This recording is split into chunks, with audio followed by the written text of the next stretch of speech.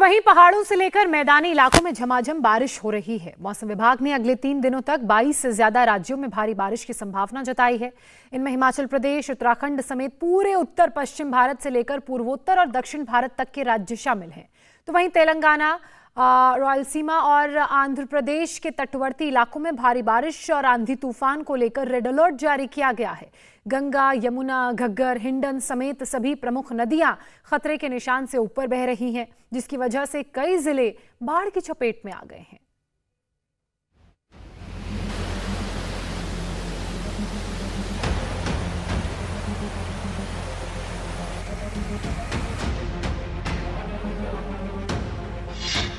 देश भर में इस वक्त मानसून अपने चरम पर है।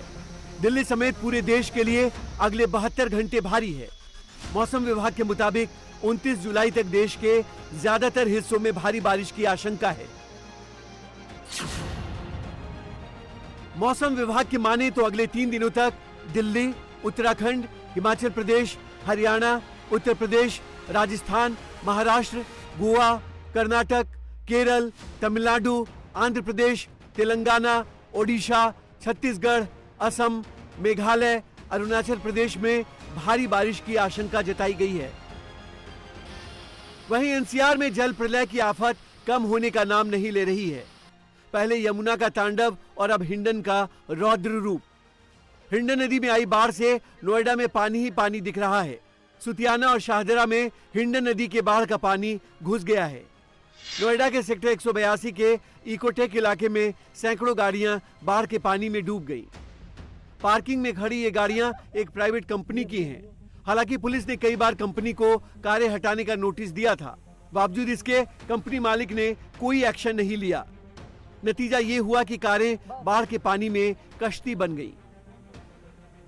यमुना नदी में आई बाढ़ के बाद अब हिंडन नदी उफान पर है और गाजियाबाद से लेकर नोएडा तक कई इलाकों में बाढ़ आ गई है और इस बाढ़ से बड़ी संख्या में लोग प्रभावित भी हुए हैं, जिनको बाहर रेस्क्यू करने की लगातार कोशिश भी जारी है। इस वक्त मैं नोएडा के सेक्टर 142 के स्थित पुराना सुतियाना गांव के पास में हूं और ये तस्वीरों में आप देख सकते हैं कि पूरा इलाका जलमग्न हो गया है, क्योंकि सामने हिंडन नदी का जो मेन नदी का धारा वाला गर्भ एरिया था वो था। उसके बाद जो हिंडन नदी का ये डूब क्षेत्र है जहां पर कृषि का काम चलता था। यहाँ पर बड़ी संख्या में किसान सब्जियों की खेती करते थे, लेकिन इसके ठीक सामने जो आप दीवार देख रहे हैं, इसके ठीक पीछे एक बड़ी कंपनी का, प्राइवेट कंपनी का यहाँ पर गाड़ियों का गोदाम था जहाँ पर पार्किंग बनाई गई थी और उस पार्किंग एरिया में भी पानी भर गया है, जिसमें 350 से ज्यादा गाड़ियां लगभग पानी के अंदर डूब गई है। बताया यह जा रहा है कि ओला कंपनी की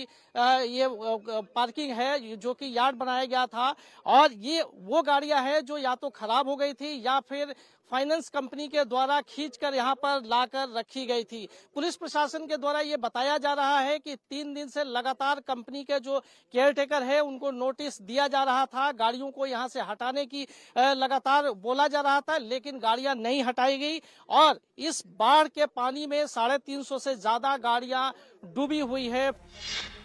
बाढ़ की वजह से नोएडा के कई गांव पूरी तरह पानी में समा गए हैं। नदी किनारे निचले इलाकों में रहने वाले लोगों को रेस्क्यू करके सुरक्षित जगहों पर पहुंचाया जा रहा है। देखिए, हिंडन का जल स्तर पिछले 3 दिनों से लगातार बढ़ा हुआ है और जैसा कि पहले भी बताया गया, वहाँ के जो तटवर्ती क्षेत्र हैं, जो हमारे गांव जो डूब क्षेत्र में लोगों ने घर बना लिए हैं, उन सभी लोगों को सुरक्षित स्थलों पर शिफ्ट कराया जा चुका है। पिछले 2 दिनों से लगातार हमारे वरिष्ठ अधिकारीगण, मैं स्वयं हर गांव में गया हूं। हमारे गांव जैसे हैबतपुर है और छिजारसी है, बहलोलपुर है, ऐसे कई जो 6 गांव हैं, हर जगह पे हमारे बाढ़ राहत केंद्र हैं और जो लोग हैं उनको पूरी तरह से सुरक्षित स्थलों पर शिफ्ट किया जा चुका है। वहीं पहाड़ों पर हो रही भारी बारिश से दिल्ली में यमुना अभी भी उफान पर है। यमुना का जलस्तर अभी खतरे के निशान के ऊपर है, जिसकी वजह से दिल्ली पर बाढ़ का खतरा बना हुआ है।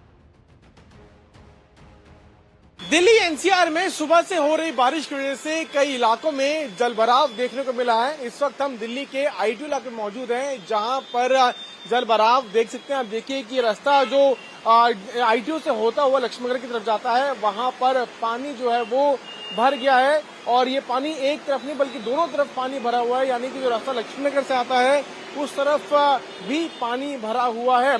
हालांकि अब पंप्स का इस्तेमाल करके जो है यहाँ से पानी निकालने की कवायद शुरू हो गई है। आपको बता दें दिल्ली का आईटीओ का ये वही इलाका है जहां पर कुछ दिनों पहले जब बारिश हुई और उसके बाद जल भराव हो गया था और वो जल भराव काफी समय तक रहा, घुटनों तक पानी यहाँ पर लगभग 1 से 1.5 हफ्ते तक रहा, जिसके बाद जो है अलग अलग तरह की मशीन का इस्तेमाल करके दिल्ली के आईटीओ से पानी निकाला गया था। लेकिन आज फिर हम देख सकते हैं तस्वीरों में कि किस तरह से यहाँ पर पानी भरना शुरू हो गया है।